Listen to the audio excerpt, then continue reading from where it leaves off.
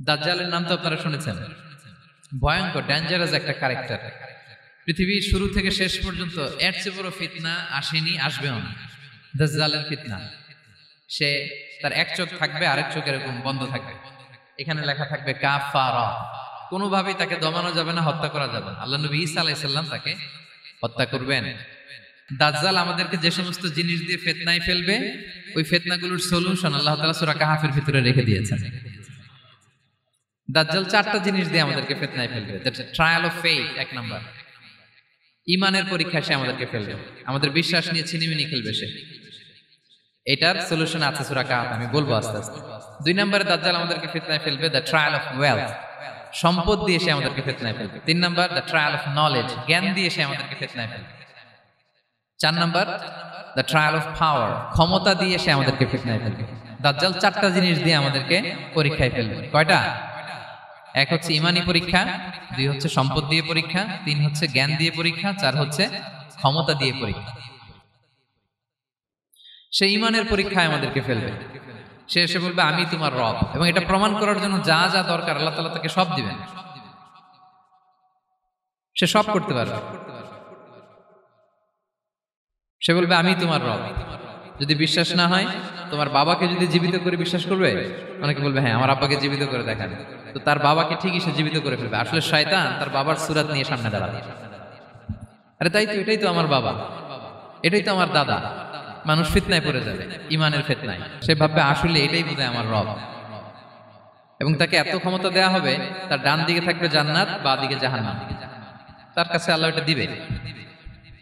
যে তার কথা শুনবে তাকে সে জান্নাতে ঢুকাবে, কিন্তু জান্নাতে ঢুকে সে জাহান্নামের শাস্তি ভোগ করবে। এটা তার বাইরের মানুষ বুঝবে না, অ্যাপারেন্টলি এটা জান্নাত। আর যে তাকে মানবে না তাকে সে জাহান্নামে ফেলবে, কিন্তু জাহান্নামে ঢুকলেও সে জান্নাতের নাজ নেয়ামত ভোগ করবে। তাহলে এই যে ঈমানের ফিতনায় সে ফেলে দিবে আমাদেরকে। তো ঈমান কি করে বাঁচাবো, এটা সলিউশন আমি শোনাবো আপনাদের। দুই নম্বরে সে আমাদেরকে সম্পদ দিয়ে ফিতনায় ফেলবে। যার যা লাগবে সে তাই দিতে পারবে, যা লাগবে। সে যদি আকাশকে বলে আকাশ বৃষ্টি দাও, যাকে তারা মানবে ওই এলাকায় বৃষ্টি হবে, সুজলা সুফলা শস্য শ্যামলা হবে সে সমস্ত এলাকা, ফল মূলে ভর্তি হবে, বরকত আর বরকত। আর যে এলাকার লোকেরা, জনপদের লোকেরা তাকে মানবে না, সে বলবে ওখানে বৃষ্টি হবে না, হবেও না। ওখানে খরা, দুর্ভিক্ষ, মাটি ফেটে চলছে, মানুষ না খেয়ে মরবে, মহামারী, দুর্ভিক্ষ দেখা দেবে। তখন বিশ্ববাসী মনে করবে এটাই বোধহয় আমাদের রব। তার মানে সম্পদ দিয়ে ফিতনায় ফেলে দিবে। তিন নম্বর হচ্ছে নলেজ, তার জ্ঞানের কাছে গোটা বিশ্ব হার মানবে। পূর্বের পরের যত জ্ঞান আছে সব আল্লাহ তাকে দিবে। ইলমুল আউয়ালিন ওয়াল আখিরিন, এমন কোন প্রশ্ন নেই যেটা দিয়ে তাকে আটকানো যায়। যাই জিজ্ঞেস করবেন সব জানতা, সব বলে দেয়। ভবিষ্যৎবাণী বলে দিবে, বলবে আগামীকাল ওইখানে অমুক দেশে বোমা বিস্ফোরণ হবে, হবে ওইখানে, ওখানে দুর্ভিক্ষ হবে, হবে, ভূমিকম্প হবে, হবে। সে যা বলবে তাই হবে। তার জ্ঞানের এই বহর দেখে মানুষ ফিতনায় পড়ে যাবে। চার নম্বর হচ্ছে দ্য ট্রায়াল অফ পাওয়ার, ক্ষমতা। তার ক্ষমতার সামনে সবকিছু একেবারে ছিন্ন বিচ্ছিন্ন হয়ে যাবে, এত ক্ষমতা হবে তার। সে যেমনটি বলবে তেমনটি করতে হবে। বাতাসের চেয়ে দ্রুত বেগে সে এক দেশ থেকে আরেক দেশে চলে যাবে। তো তার এই সমস্ত অলৌকিক ক্ষমতা দেখে মানুষ ফিতনায় পড়ে যাবে। এবং এই ফিতনা, এই পরীক্ষার মুহূর্তগুলোতে মানুষ কিভাবে নিজেকে ধরে রাখবে তার সলিউশন আল্লাহ তাআলা সূরা কাহফে দিয়েছেন। এই চারটা ফিতনা থেকে বাঁচার জন্য আল্লাহ সূরা কাহফে চারটা ঘটনা উল্লেখ করেছেন। কয়টা? এক নাম্বার হচ্ছে আসহাবে কাহফ, যুবকদের ঘটনা, 7 জন যুবকদের ঘটনা। ঈমান কি করে বাঁচাবেন, সলিউশন ওখানে। সম্পদের ফিতনা থেকে কিভাবে নিজেকে বাঁচাবেন, এজন্য একজন বাগানওয়ালার ঘটনা আল্লাহ সেখানে বলেছেন। জ্ঞানের ফিতনা থেকে কি করে বাঁচবেন, এজন্য আল্লাহ তাআলা মূসা আলাইহিস সালাম এবং খিজির আলাইহিস সালামের ঘটনা সেখানে উল্লেখ করেছেন।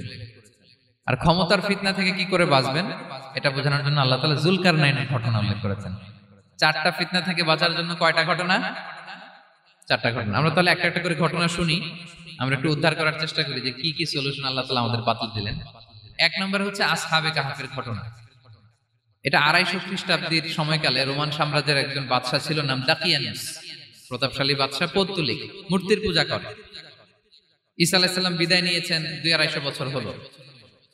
তো সব নবীর ধর্মই কিন্তু ইসলাম, যদিও আমরা নাসারা বলি, ইহুদি বলি, সব নবীদের ধর্মই কি ইসলাম। তো তিনি ছিলেন পৌত্তলিক, মূর্তির পূজা করত। আর তার এলাকায় কেউ যদি ঈসা আলাইহিস সালামের নাম নিত, আখিরাতে বিশ্বাস করতো, আল্লাহ বিশ্বাস করতো, তাদেরকে তারা পাথর মেরে হত্যা করত। এজন্য ভয়ে কেউ ঈসাই ধর্মে ঈমান আনতো না, মানে ইসলামে ঈমান আনতো না। এই রাজার ভয়ে সবাই মূর্তির পূজা করত। কিন্তু 7 জন যুবক ছিল, তারা স্রোতে গা ভাসিয়ে দেয়নি। স্রোতের বিপরীতে তারা ঈমান নিয়ে দাঁড়িয়েছে। তারা ঈসা আলাইহিস সালামের রেখে যাওয়া সত্য ধর্মের উপর ঈমান এনেছিল, আখিরাতে তারা বিশ্বাস করত। তো এই 7 জন যুবকের কথা ছড়াতে ছড়াতে রাজা দাকিয়ানুসের কাছে চলে যায়। উনি তো রেগে মেগে আগুন ডেকে পাঠালো 7 জনকে। তো তাদেরকে জিজ্ঞেস করলো, তোমরা কাকে মানো? বলতেছে এক আল্লাহকে মানি। সাহসী, খুবই সাহসী। বলতেছে তুমি কি জানো তোমরা কার সামনে কথা বলতেছো? আমি তো তোমাদেরকে মৃত্যুদণ্ড দিতে পারি। তারা বলে দেন, কিন্তু আমরা সব বিসর্জন দিলেও ঈমান বিসর্জন দিতে পারবো না। সুবহানাল্লাহ। তিনি বললেন, তোমরা যুবক মানুষ, রক্ত গরম, আবেগে কথা বলতেছে, 3 দিন সময় দিলাম, যাও ঈসার নাম ভুলে যাও, আখিরাত ভুলে যাও, আল্লাহর নাম ভুলে যাও। 3 দিন পরে তোমাদেরকে আবার ইন্টারভিউ নেব। ওই দিন যদি একই কথা বলো, পাথর মেরে 7 জনকে দুনিয়া থেকে উড়িয়ে দেব। তারা চলে গেল। এবার 7 বন্ধু মিলে পরামর্শ করতে লাগলো, কি করতে পারি আমরা, এই গুণে ধরা সমাজকে আমরা কিভাবে বাঁচাবো, এই পৌত্তলিকতার ছোবল থেকে এই ইফসিস নগরীকে বাঁচাবো কি করে। নগরীটার নাম ছিল ইফসিস নগরী। বর্তমানে এটা তুরস্কের ইজমির শহরে অবস্থিত। এখনো জায়গাটা প্রত্নতাত্ত্বিকদের ইয়েতে এটা সংরক্ষিত, এখনো টুরিস্টরা যায়। তো তারা বলল, আমরা ঈমান বিসর্জন দিব না, যদি আমরা ওদের কথা মেনে নিই আমরা তো মুশরিক হয়ে গেলাম। চলো আমরা এক কাজ করি, আমরা এলাকা ছেড়ে দিই। এই 7 যুবক আল্লাহর উপর ভরসা করে তারা বাড়ি ঘর আত্মীয় স্বজন সব ছেড়ে দিয়ে, লোকালয় ছেড়ে দূরে একটা পাহাড়ের ভেতরে আশ্রয় নিল। পাহাড়ের ভেতরে একটা গুহা ছিল। এই গুহা কি আরবিতে বলে আল কাহাফ। কি বলে? এই সূরার নাম কি? সূরাতুল কাহাফ। তো তাদের সাথে সাথে একটা কুকুরও যাচ্ছিল। তারা বারবার তাড়িয়ে দেওয়ার চেষ্টা করতেছিল কুকুরটাকে, যাতে না যায়, কিন্তু কুকুর শুধু কান্না করে তার সাথে যাওয়ার জন্য ঘেউ ঘেউ করতেছিল। এই কুকুরটাকেও সাথে নিল। ভালো মানুষদের সাথে থাকলে কি হয় দেখেন, এই কুকুরের কথা, যেহেতু 7 জন ইমানদারের সাথে একটা কুকুর ছিল, এই কুকুরের কথা আল্লাহ সূরাতুল কাহাফে উল্লেখ করে দিয়েছে। ওয়া কালবুহুম বাসিতুন যিরাআইহি বিল ওয়াসি।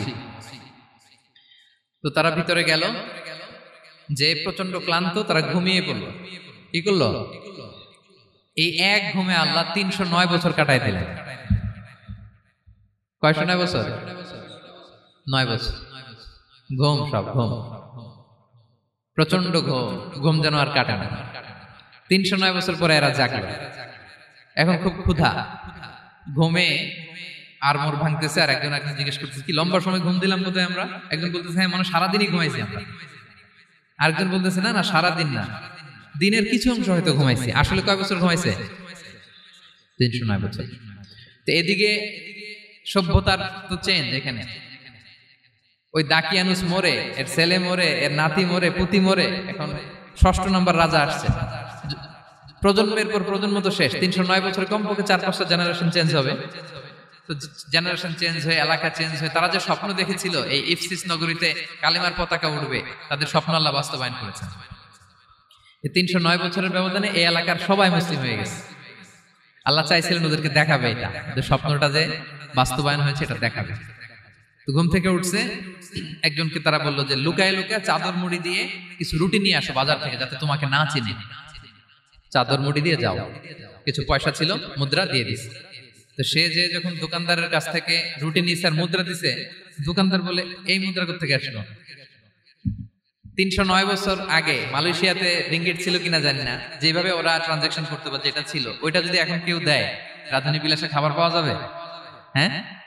তো রুটিওয়ালা বলে, তুমি বর্তমান সময়ের মুদ্রা দাও, এটা দিচ্ছ কেন? বলতেছে, এটা তো বর্তমান সময়ের মুদ্রা। বলতেছে, এই যে মুদ্রার মধ্যে দেখো কোন সালের সিল দেওয়া, এটা তো শত শত বছর আগে। বলতেছে, কি বলে শত বছর আগে? আমি তো আজকে সকালেই বাজার করলাম, ওই বাজার করে যে টাকাগুলো ছিল ওইটাই তো পকেটে। বলতেছে, বলে কি? নিশ্চয়ই তুমি গুপ্তধনের সন্ধান পেয়েছো, হিডেন ট্রেজার।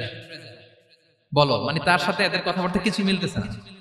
পরে তাকে ধরে ওই সময়কার রাজার কাছে নিয়ে গেছে। ওই রাজা আবার মুসলিম, সবাই মুসলিম তখন। সে যা বলে এরাও কেউ বিশ্বাস করে না, এরাও যা বলে এও বিশ্বাস করে না। আর এলাকা, এর বাড়িঘর আসবে কোত্থেকে? এর নাতি পুতি যা আছে 5-6 পুরুষ তো মরে সবাই কবরে। তখন তার কথা শুনে সবাই অবাক। তো এটা মিলানোর জন্য তারা 309 বছর আগের দাকিয়ানুস বাদশার সরকারি যে নথিপত্র, এই পুরাতন ছিঁড়া নথিপত্র তারা বের করলো। বের করে দেখি ঠিকই দাকিয়ানুস নামে এক বাদশা ছিল, আর অনেক শত শত বছর আগে মোস্ট ওয়ান্টেড 7 জন যুবক ছিল যাদের ব্যাপারে এক্সিকিউশনের অর্ডার ছিল। এখন দেখে তারা অবাক। লম্বা ঘটনা আমি খুব শর্ট করে বলতেছি। পরে সবাই মিলে তাকে সহ ওই গুহায় গেল। গুহায় যাওয়ার পরে সে বাকিদেরকে ডাকতে গুহার ভিতরে ঢুকলো। আল্লাহ তাআলা 7 জনকে ওইখানে মৃত্যু দিয়ে দিলেন। চিরকালের জন্য এই 7 জন ঘুমায় পড়ল। আর এলাকাবাসী রাজা সহ এখানে তারা একটা মসজিদ নির্মাণ করলো। This is the story of আসহাবে কাহাফ। তো এলাকাবাসী যদিও মুসলিম হয়েছিল, কিন্তু আখিরাতের ব্যাপারে তাদের একটা সন্দেহ ছিল যে আসলে মানুষ মরার পরে কি আবার জীবিত হবে, মৃত্যুবরণ করার পরে আবার মানুষ জীবিত হবে। তাদের মনের মধ্যে একটা সন্দেহ ছিল যে আসলে মারা গেলে মানুষ আবার উঠতে পারে। তাদের এই সন্দেহ দূর করার জন্য আল্লাহ তাআলা এই 7 জনকে 309 বছর ঘুম পাড়িয়ে আবার জীবিত করলেন। সুবহানাল্লাহ বিহামদিহি। তাহলে ঈমান কিভাবে বাঁচাতে হয় এটার প্রেরণা আমরা এই 7 যুবকের কাছ থেকে পাই। এখানে যেটা আমরা শিখি প্রিয় ভাইরা, 1 নম্বর লেসন হচ্ছে আমাদের গুড কোম্পানি লাগবে, রাইটাস পিপল, মানে আমাদের সার্কেলটা ভালো হইতে হবে। তাদের 7 জনের সার্কেলটা খুব ভালো ছিল, ফলে তারা বিপথে যায় নাই এবং তারা এমন শক্ত সিদ্ধান্ত নিয়েছে যে আল্লাহ তাআলা সেটাতে বরকত দিয়েছেন, গোটা সমাজকে আল্লাহ তাআলা চেঞ্জ করে দিয়েছেন। এটা হচ্ছে 1 নম্বর লেসন। আপনি ঈমান বাঁচাতে হলে আপনার সার্কেল ভালো লাগবে। খুঁজবেন যে এলাকায় যাবেন ওখানে নামাজি সার্কেল কারা আছে, ওখানে জ্ঞানী গুণী সার্কেল কারা আছে, ওখানে ভালো কাজ করতে চায়, একে অপরকে সহযোগিতা করে, কল্যাণের পথের যাত্রী কারা আছে খুঁজতে হবে আপনাকে। খুঁজে ওই সার্কেলে আপনি যুক্ত হবে, তাইলে ঈমান বাঁচানো যাবে। ক্লিয়ার? 2 নাম্বার হচ্ছে the conflict between believers and disbelievers it's universal. সত্য মিথ্যার লড়াই এটা চিরন্তন, আজীবন থাকবে। এটা ওনাদেরও ছিল, এখনো আমাদের লড়াই করে যেতে হচ্ছে, আমাদের ভবিষ্যৎ প্রজন্মও করবে। এই লড়াইটা আমরা করে যেতে চাই। কি বলেন?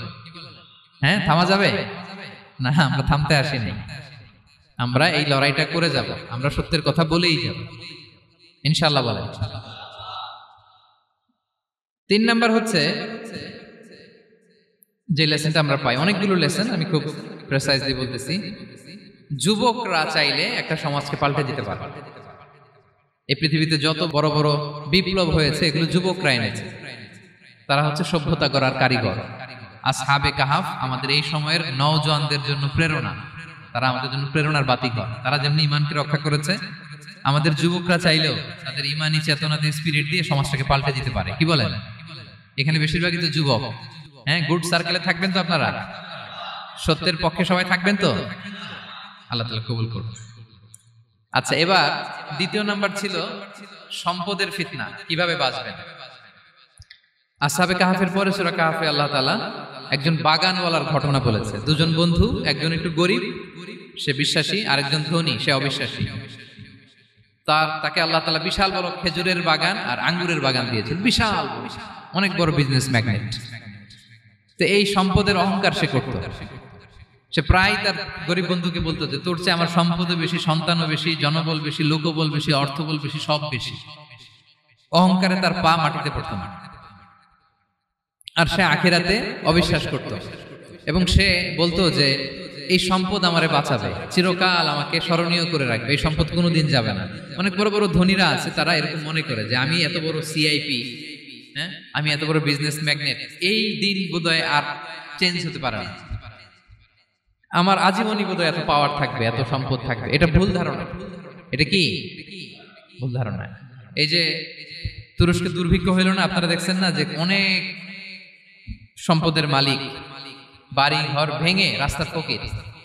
এখন ওই যে রিফিউজিদের জন্য যে খাবার আসছে ওখানে লাইনে দাঁড়াইছে, কারণ এখন লাইনে না দাঁড়ালে খাবারও তো মিলবে না। 1000 কোটি টাকার মালিক ছিল, ভেঙে চুরে সব শেষ। এখন রিলিফের নেওয়ার জন্য দুস্থদের কাতারে ওখানে দাঁড়াইছে, কারণ দাঁড়াইলেই কিছু খাবার পাওয়া যাবে, খিচুড়ি পাওয়া যাবে, তা না হলে তো খাবারটাও মিলবে না।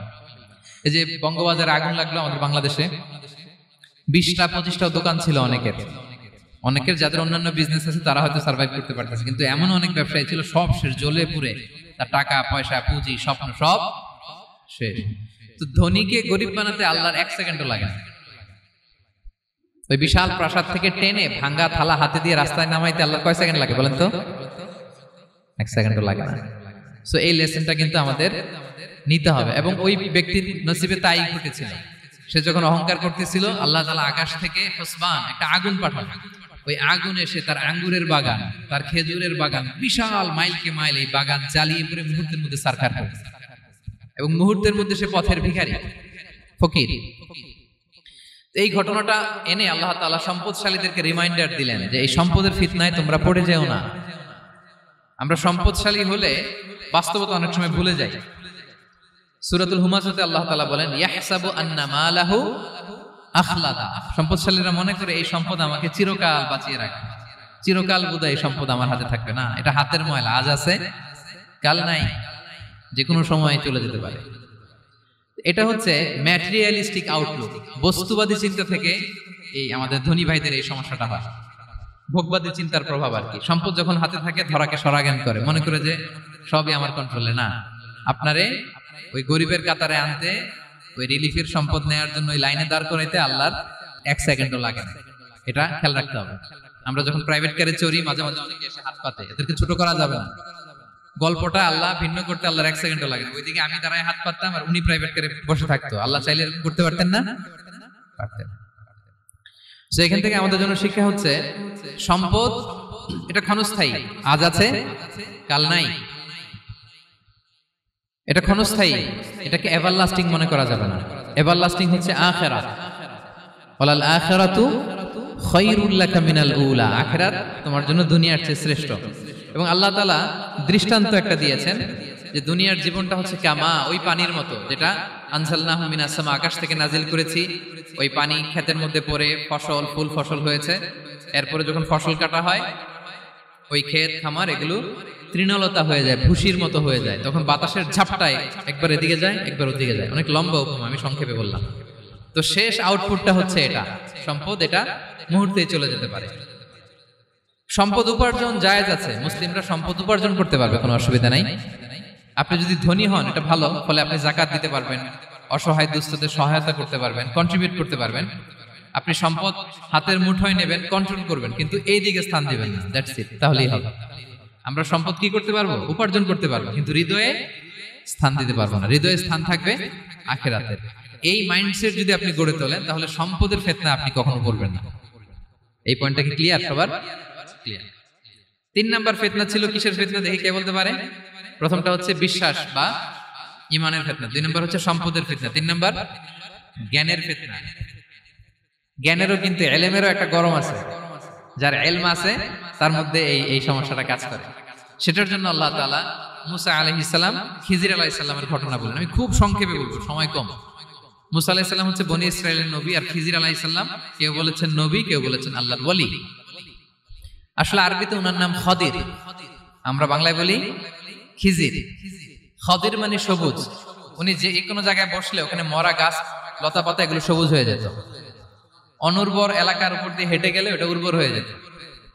তো মুসা আলাইহিস সালাম একবার ওয়াজ করতেছেন এইভাবে বনি ইসরাইলের সামনে, খুতবা দিচ্ছেন। হঠাৎ এক লোক দাঁড়ায় বলে, ইয়া নবী আল্লাহ, মান আ'লামু ফিল আরদ, বর্তমান পৃথিবীতে সবচেয়ে জ্ঞানী কে? মুসা আলাইহিস সালাম বলেন, ফাকালা আনা, আমি। কি বললেন?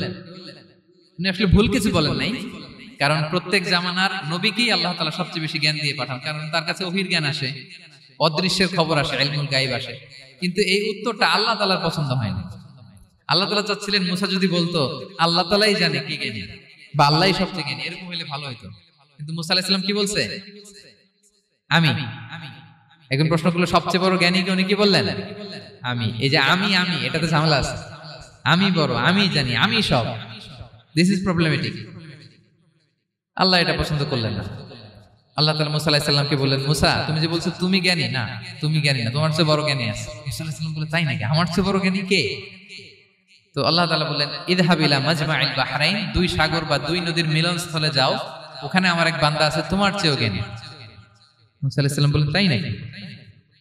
তো আল্লাহ, আমি কিভাবে চিনি উনি কোথায় থাকে, কিভাবে বুঝবো? আল্লাহ বললেন, একটা বড় মাছ নাও, এটাকে ফ্রাই করো, এটাকে ফ্রাই করে একটা ঝুড়ির ভেতরে নাও, যেখানে এই মাছটা সাগরে ঢুকে যাবে ওখানে আমার বান্দাকে পাবে। তো উনি ওনার সহযোগী ইউশা ইবনে নুনকে নিয়ে হাঁটতে লাগলেন। হাঁটতে হাঁটতে এক জায়গায় ক্লান্ত হয়ে পাথরের পাশে বিশ্রাম নিলেন। ওই পাথর থেকে আবার এক ধরনের পানি বের হয়, এই পানিটারে বলে আবে হায়াতের পানি, মাউল হায়াত, জীবন নদীর পানি। এই পানি কোনো মৃত প্রাণী বা বস্তুর গায়ে লাগলে ওটা জীবিত হয়ে যায়। তো ওনারা পাথরে হেলান দিয়ে বিশ্রাম নিচ্ছিলেন, ওই পানি ওই ফ্রাই করা মাছের গায়ে লাগার সাথে সাথে মাছ জীবিত হয়ে ঝুড়ি থেকে বের হয়ে সাগরে ঢুকে গেছে। ওনারা আর খেয়াল করেন না। এরপর আবার হাঁটতে লাগলেন, হাঁটতে হাঁটতে যখন ক্লান্ত তখন বলে, এই ইউসা, আমাদের ওই মাছ ফ্রাই মাছটা দাও, এখন খাই। ঝুড়ি খুলে দেখে মাছ নাই। মাছ গেল কোথায়? তখন ইউসা বলল, হয়তো আমরা যে পাথরের ওখানে বিশ্রাম নিয়েছিলাম ওখানে আমরা মিসিং, ওখানে হারাই ফেলছি। চলো চলো, আরে ওইদিকে তো যেতে হবে আমাদের। উনি গেলেন, যে দেখে মাছ যে জীবিত হয়ে বালুরের দিকে নাড়াচাড়া করতে করতে সাগরে ঢুকে গেছে, ওখানে দাগ আছে। মুসা আলাইহিস সালাম ঢুকলেন সুরঙ্গ, ঢুকে দেখে চাদর গায়ে দিয়ে এক লোক শুয়ে আছে। সালাম দিলেন, আসসালামু আলাইকুম। ওই লোক চাদর আর সরায় না, ভিতর থেকে বলতেছে ওয়ালাইকুম আসসালাম। তো চাদরের ভিতর থেকে উনি বলে, মান আন, তুমি কে? মুসা আলাইহিস সালাম বললেন, আনা মুসা, আমি মুসা। উনি বলেন, মুসা বনি ইসরাইল, বনি ইসরাইলের মুসা? বললেন, হ্যাঁ। কেন এসেছো? এবার চাদর খুললেন, বলতেছে আপনার কাছ থেকে কিছু শিখতে আসছি। আল্লাহ বলছে আপনি নাকি সবচেয়ে বড় জ্ঞানী। আমি ভুল করে বলে ফেলছিলাম আমি, আল্লাহ বলছেন যে আপনি নাকি জ্ঞানী। বলতেছে না, তুমি আমার জ্ঞান নিতে পারবা না, ওই ধৈর্য শক্তি তোমার নাই। মুসা আলাইহিস সালাম বললেন যে আপনি যে কোনো শর্তে আমাকে একটু রাখেন কয়েকদিন, আপনার সাথে আমি রাজি। বললেন না, তুমি পারবা না। মুসা আলাইহিস সালাম জোর করতে লাগলেন। অবশেষে খিদির আলাইহিস সালাম রাজি হলেন। বললেন, শর্ত হচ্ছে আমি যাই করি আর না করি আমাকে কোনো প্রশ্ন করা যাবে না। মুসা আলাইহিস সালাম বললেন, ওকে। সফর শুরু হলো। সামনে নদী, এক লোক তাদের নৌকা দিয়ে নদী পার করাই দিল। নদী পারাপারের পর খিজির আলাইহিস সালাম লাঠি দিয়ে নৌকার তলাটা ছিদ্র করে দিলেন। মুসা আলাইহিস সালাম বললেন, ইন্না লিল্লাহি, এটা আপনি কি করলেন? ওরা আমাদেরকে নদী পার করে দিল, আর যে ভাড়াটা আসছিল এটাও নিল না, আমাদেরকে সম্মান দেখালো, আপনি নৌকা ছিদ্র করে দিলেন। খিজির আলাইহিস সালাম বলছে, এই যে আমি বলছিলাম না তুমি ধৈর্য ধারণ করতে পারবে না, যাও তোমার রাস্তায় তুমি, আমার রাস্তায় আমি। মুসা আলাইহিস সালাম আবার ক্ষমা চাচ্ছেন যে আপনি আমার ক্ষমা করেন, আমি তো ভুলে গেছি, আর প্রশ্ন করবেন না। চলতে লাগলেন। হঠাৎ বাচ্চারা খেলতেছে, এক বাচ্চাকে ধরে হত্যা করলেন খিজির আলাইহিস সালাম। এবার তো মুসা আলাইহিস সালাম রেগে গেছে, আপনি করলেনটা কি? নিষ্পাপ ফুলের মতো শিশুকে হত্যা করলেন। খিজির আলাইহিস সালাম বলে, এই যে আমি জানতাম যে তুমি ধৈর্য ধারণ করতে পারবে না, তোমার রাস্তা এক, আমার রাস্তা এক, যাও। এবার মুসা আলাইহিস সালাম করজোর করতেছে যে this is the last chance, একটা ফাইনাল চান্স দেন, একটা সুযোগ দেন, আর আমি প্রশ্ন করব না, এটাই লাস্ট। বললেন, ওকে ঠিক আছে। হাঁটতে হাঁটতে এক ইহুদি বসতির সামনে যে হাজির, দুজনই খুব ক্ষুধার্ত, খাবার চাইলো, এরা আবার কৃপণ, খাবার দিল না। তো খিজির আলাইহিস সালাম বললেন, ঠিক আছে, খাবার যেতে দিচ্ছেন, আমরা চলে যাই। যাওয়ার পথে দেখতেছে এই এলাকার একটা দেয়াল ভেঙে পড়ে যাবে। তিনি বললেন, মুসা চলো এটা ঠিক করে দেই। দুইজন মিলে প্রচন্ড ক্ষুধায় এটা সেটা এনে দেয়ালটা তৈরি করতেছে। মুসা আলাইহিস সালাম তো এমনিই রাগী, পেটে আবার ক্ষুধা, আবার বলছে কিছু বলাও যাবে না। তিনি এবার আর প্রশ্ন করেন, বলতেছে ওরা এত কিপটামি করলো আর আপনি এটা করে দিলেন, আপনি তো চাইলে এটা টাকা নিতে পারতেন, পারিশ্রমিক নিতে পারতেন চাইলে। এই কথা বলার পর খিজির আলাইহিস সালাম বললেন, হাদা ফিরাকু বাইনি ওয়া বাইনি, এখানেই তোমার আর আমার সেপারেশন, আর সামনে আগানো যাবে না, তোমার কোনো ধৈর্যই নাই। তো এতটুকু তোমাকে আমি বলি যে আমি একটাও আল্লাহর আদেশ ছাড়া করি নাই, আল্লাহর আদেশে আমি করেছি। কি? এক নম্বর হচ্ছে ওই যে আমাদের ভাড়া নিতে চাইলো না, আমাদেরকে পার করে দিল, নৌকাটা ছিদ্র করেছি কারণ এই এলাকায় একজন জালিম বাদশা আছে, সে নৌকা পেলেই গরিব মাঝিদের নৌকা সিজ করে নিয়ে যায়। তো এটাকে যখন তলায় ছিদ্র করে দিছি, এই রাজার লোকেরা এসে দেখবে যে এটা তলা ছিদ্র, তো পানি ঢুকতেছে, এটা নিবে না, ওরা পরে সামহাও এটা রিপেয়ার করে চালাইতে পারবে। মুসা আলাইহিস সালাম বলে, সুবহানাল্লাহ, তাই তো, এটা তো আমি বুঝতে পারি নাই। আর ওই ছোট শিশুটাকে হত্যা করছি, ও অনেক বড় জালিম হবে এলাকা, তার ফিতনায় এলাকাবাসী তটস্থ থাকবে, সে তার মা বাবাকেও জাহান্নামে নেবে। এজন্য আল্লাহ তাআলা আদেশ দিয়েছেন আমাকে, আল্লাহর আদেশে আমি তাকে হত্যা করেছি। মুসা আলাইহিস সালাম বললেন, তাই তো, এটা তো অনেক ভালো কাজ করছেন। তাইলে তো বলতেছে, তাহলে ওইটা বলেন, খাবারও দিল না, এত কৃপণ, এদের দেয়াল কেন ঠিক করতে গেলেন আপনি? তখন তিনি বললেন যে আসলে এটা একটা ইয়াতিমদের ঘর ছিল, দুইটা ইয়াতিম শিশু, তাদের বাবা মা খুব ভালো ছিল, আর এই দেয়ালের নিচে আছে গুপ্তধন, এই দেয়ালটা পড়ে যাবে, এই গুপ্তধন তারা ছোট মানুষ নিতে পারবে না, এলাকাবাসী তাদেরকে বঞ্চিত করে নিয়ে যাবে। আমি দেয়াল গড়ে দিলাম যাতে করে তারা যখন প্রাপ্তবয়স্ক হয় নিজেদের সম্পদ নিজেরা বুঝে নিতে পারে। সুবহানাল্লাহ ওয়া বিহামদিহি। মুসা আলাইহিস সালাম বলে, তাই তো, এগুলো তো আমি বুঝতে পারি নাই। তো এই ছিল খুব সংক্ষিপ্ত পরিসরে মুসা আলাইহিস সালাম খিজির আলাইহিস সালামের ঘটনা। তো রাসূল সাল্লাল্লাহু আলাইহি ওয়াসাল্লাম বুখারীতে একটা চমৎকার কথা বলেছেন, তিনি বলেছিলেন, ওয়াদিদনা আন্না মুসা সাবার হাত্তা ইউকাসসা আলাইনা মিন আমরিহি, রাসূল সাল্লাল্লাহু আলাইহি ওয়াসাল্লাম বলেছিলেন, ইস আমার ভাই মুসা যদি আরেকটু ধৈর্য ধরতো তাহলে আরো কিছু অজানা তথ্য আমরা জানতে পারতাম। এখান থেকে, এই ঘটনা থেকে আমরা কি শিখলাম? প্রথম যেটা আমরা শিখলাম, জ্ঞান নিয়ে বড়াই করতে নেই, ঠিক কিনা? জানার কোনো শেষ নেই, জাননেওয়ালার উপরও জাননেওয়ালা আছে, জ্ঞানীর উপরও জ্ঞানী আছে। আপনি কিছু জেনেই মনে করবেন না আমি সব জানি। আপনার চাইতেও বেশি জ্ঞানী অনেকে আছে। অনেক সময় বক্তার চাইতেও শ্রোতারা অনেক জ্ঞানী। হয়তো এখানে এমন অনেক জ্ঞানী লোক আছে যার ধারে কাছেও আমরা কেউ নেই, হতে পারে। সো আমি সব জানি, এটা ভুল, এটা শয়তান বলে। এটা কে বলে? শয়তান বলে। আবু নাওয়াস একটা কবিতা লিখেছেন, ওয়াকুল লিমান ইয়াদঈ ফিল ইলমি ফালসাফাতান হাবাসতা শাইআন ওয়া গাবাত আনকা আশিয়াউ।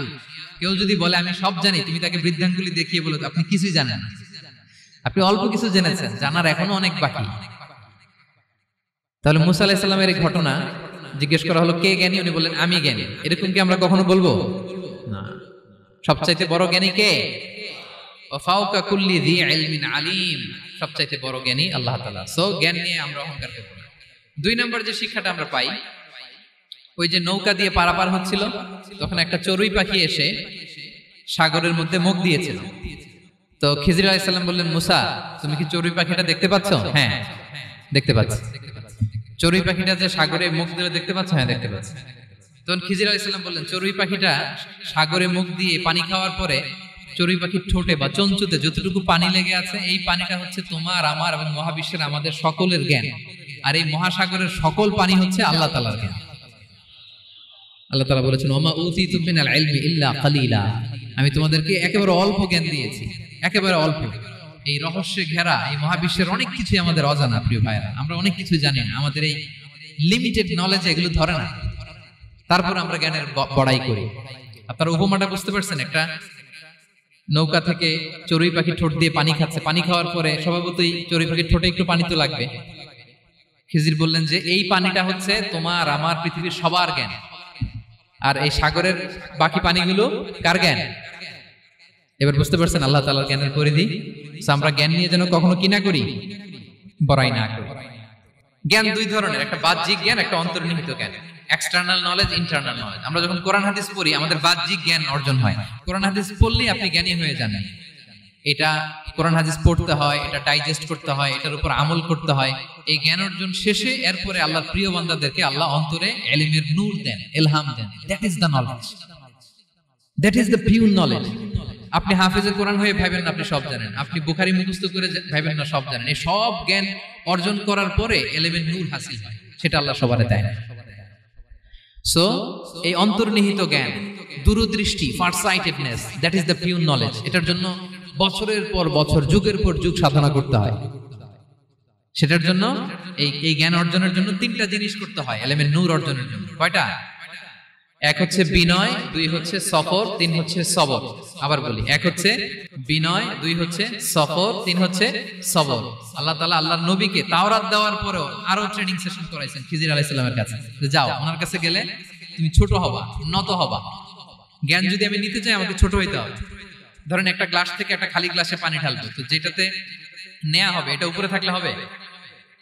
যে গ্লাসটার মধ্যে পানি আছে এটা উপরে থাকবে, ওইটা ব্ল্যাঙ্ক গ্লাসের মধ্যে পড়বে। আপনি নলেজ ইলম নিতে চাইলে আপনাকে নিচে থাকতে হবে, উনি উপরে থাকবেন। আপনার শায়েখ আপনাকে দিবে, আপনার উস্তাদ আপনাকে দিবে, আপনার মুর্শিদ আপনাকে দিবে।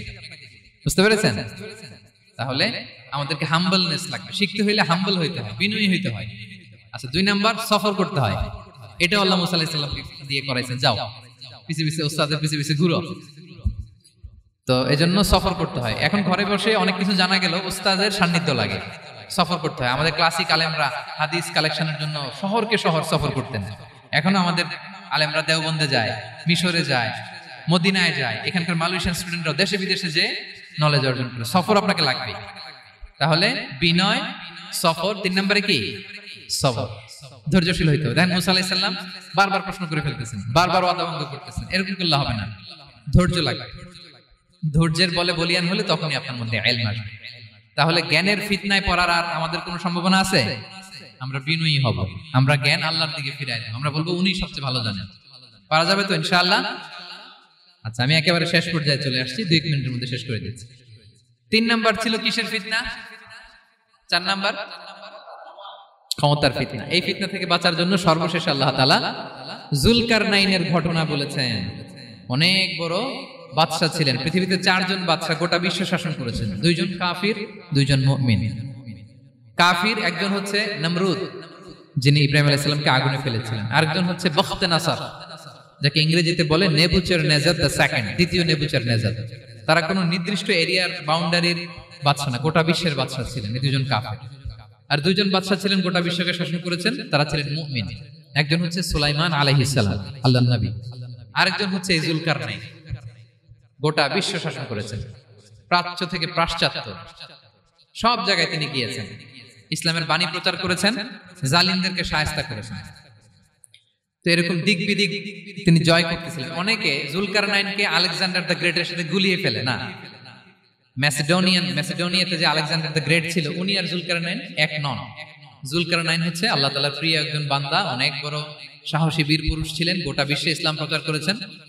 করতে করতে করতে করতে অনেক বড় ঘটনা, আমি সব শেষের ঘটনাটা বলি। উনি জর্জিয়া, বর্তমান যে জর্জিয়ার তিবলিসি এরিয়া, এখানে এসে একটা এলাকার সন্ধান পেলেন, যারা ওনাকে এসে বলল যে এখানে একটা জঙ্গলি গ্রুপ আছে যাদের নাম ইয়াজুজ মাজুজ, তারা এসে আমাদের উপর হামলা করে। হে যুলকারনাইন, আমরা আপনাকে ট্যাক্স কালেক্ট করে দিচ্ছি, আপনি তাদের মাঝে আর আমাদের মাঝে একটা প্রাচীর তৈরি করে দেন।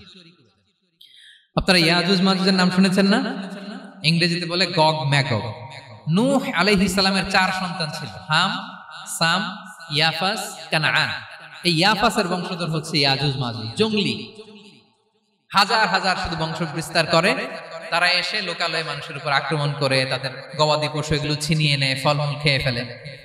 তো যুলকারনাইন বাদশার কাছে যখন বিচার দেওয়া হলো, উনি বললেন ঠিক আছে, তোমাদের ট্যাক্স দেয়া লাগবে না, তোমরা শারীরিক পরিশ্রম করে আমাকে সাহায্য করো। তো উনি বর্তমানে হচ্ছে এক পাশে কৃষ্ণ সাগর, ব্ল্যাক সি, আরেকদিকে কাস্পিয়ান হ্রদ বা কাস্পিয়ান সাগর, এর মাঝখানে 1200 কিলোমিটার লম্বা মাউন্টেন রেঞ্জ, পাহাড়ি এরিয়া, আপনারা গুগলে দেখবেন। এইখানে 2 পাহাড়ের মাঝখানে ফাঁকা জায়গায় তিনি বড় বড় লোহার পাত প্রথিত করলেন, গেড়ে দিলেন। এরপরে তামা, সীসা গালিয়ে বিশাল একটা ওয়াল তৈরি করলেন। এটা যুলকারনাইন উনার বানানো ওয়াল বা ড্যাম, প্রাচীর। এখন আর ইয়াজুজ মাজুজ আসতে পারে, ওরা আর আসতে পারে না। ওরা প্রতিদিন এটা ভাঙার চেষ্টা করে, কিন্তু ভাঙতে ভাঙতে আরেকটু ভাঙলেই ভেঙে যাবে। ওরা বলে আগামীকাল ভেঙে ফেলবে, ইনশাল্লাহ বলতে ভুলে যায়। এজন্য এরপরের দিন এসে দেখে আবার এটা আগের মতো হয়ে আসছে।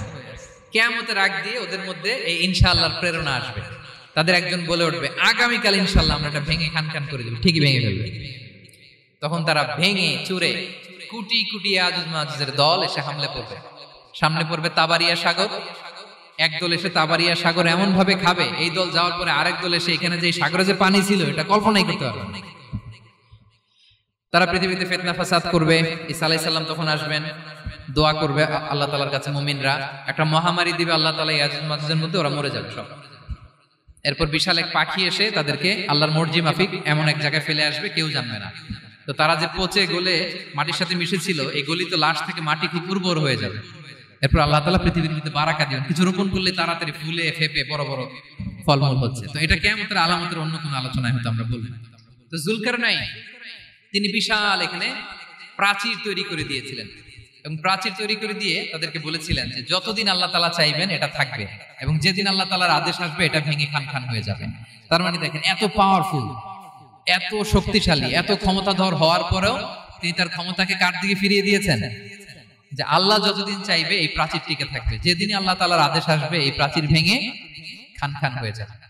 সো আমরা ক্ষমতার দেখা পেলে, চেয়ার একটা পেলে, আমরা যেন জালিম হয়ে না উঠি, এটা হচ্ছে এখান থেকে শিক্ষা। আমরা যেন জুলুম না করি। উনি সম্পদের মালিক ছিলেন, ক্ষমতার মালিক ছিলেন, কিন্তু উনি যে আল্লাহর বান্দা এটা ভুলে যান নাই। আমরা যখন ক্ষমতাশীল হই, আমরা যখন প্রধানমন্ত্রী হই, আমরা যখন প্রেসিডেন্ট হই, আমরা যখন পাওয়ারফুল হই, আমাদের সবচেয়ে বড় পরিচয় যে আমরা আব্দুল্লাহ, আল্লাহর গোলাম, এটা আমরা ভুলে যাই। আমাদের আসল পরিচয় কি? আমরা আল্লাহর গোলাম। আমরা যে আল্লাহর গোলাম, এই চিন্তাটা, এই সেন্সটা যদি আমাদের মাথায় থাকে, তাহলে ক্ষমতা আমাদেরকে দাম্ভিক বানাতে পারে না, আর ওই ক্ষমতা আমাদেরকে ফিতনায়ও ফেলবে না। তাহলে সম্মানিত সুধী, দাজ্জাল কয়টা জিনিস দিয়ে আমাদেরকে ফিতনায় ফেলবে? 4টা। দ্য ট্রায়াল অফ ফেইথ, ঈমানের পরীক্ষা; দ্য ট্রায়াল অফ ওয়েলথ, সম্পদ দিয়ে পরীক্ষা; দ্য ট্রায়াল অফ নলেজ, জ্ঞানের পরীক্ষা; দ্য ট্রায়াল অফ পাওয়ার, ক্ষমতার পরীক্ষা। আর ঈমানের পরীক্ষায় উত্তরণের জন্য আল্লাহ তাআলা আমাদেরকে এই সূরা আসাবে কাহফের ঘটনা শুনিয়েছেন, যে 7 জন যুবক তারা তাদের ঈমানকে হেফাজত করেছিল। সম্পদের ফিতনা থেকে বাঁচানোর জন্য আল্লাহ তাআলা আমাদেরকে এক বাগানওয়ালার কাহিনী জানিয়েছেন, যে সম্পদ পেয়ে তোমরা দাম্ভিক হয়ে যাও না, এটা আজ আছে কাল থাকবে না।